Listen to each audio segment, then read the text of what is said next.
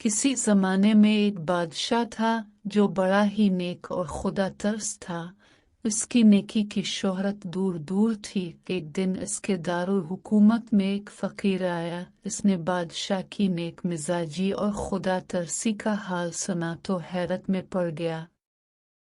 इसकी समझ में ये बात आती ही नहीं थी कि हुकूमत का इंतज़ाम और खुदा तरसी एक जगह क्यों कर जमा हो सकते हैं। हुकूमत तो बड़ी ही दुनियादारी का मशगला है। यही देखने के लिए वो दूर दराज का पैदल सफ़र तय करके आया था। जब वो बादशाह के महल के दरवाजे पर पहुंचा तो इसने आदेर अलिफादेर देखा कि शायद कोई दरबान नजर आ जाए, लेकिन वहां कोई नहीं था।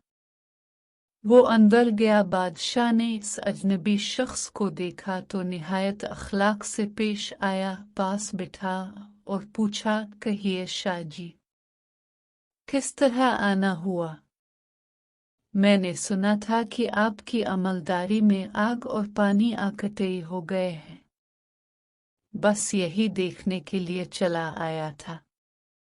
बादशाह फ़कीर का मतलब समझ गया और मुस्कराता हुआ बोला, तो देख लिया। हाँ, फ़कीर ने बेजारी से जवाब दिया और जाने के लिए अलिफाटने लगा। ठहरिए शाह जी, बादशाह तेजी से बोला, अभी आपने नहीं देखा है।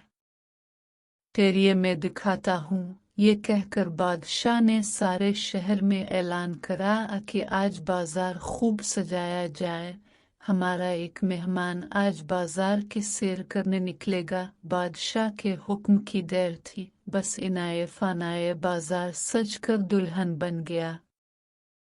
अब बादशाह ने फ़कीर के हाथ में पानी से भरा एक प्याला पकड़ा दिया और जल्लाद से कहा, जाओ उन्हें पूरे शहर की सैर कर अलिफ दो और जहाँ कहीं प्याले से एक कतरा भी पानी का ज़मीन पर टपके उन्हें फौराए वहीं कत्ल कर देना।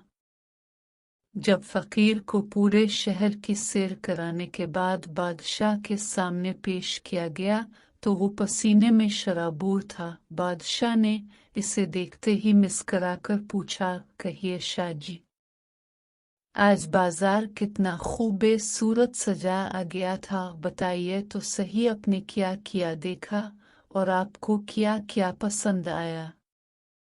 फ़कीर ने फौराए कहा, अरे जालिम, ताब ने मुझे इस लायक रखा ही कब था जो मैं शहर देखता। मैं तो बस इतना ही जानता हूँ कि सर पर नंगी तलवार थी और आंखें प्याले के पानी पर जिमी थी। बादशाह कहकहा लगाकर हंसा और कहने लगा, कहिए अब भी समझ में आया या नहीं? ये है आग और पानी का खेल। फ़कीर के होठों पर तो जैसे ताला पड़ गया। वो आंखें फाड़ कर बादशाह को देखने लगा। बादशाह ने फिर कहा, हाँ यही राज है हुकूमत के इंतज़ाम और खुदा परस्ती के यकजा होने का।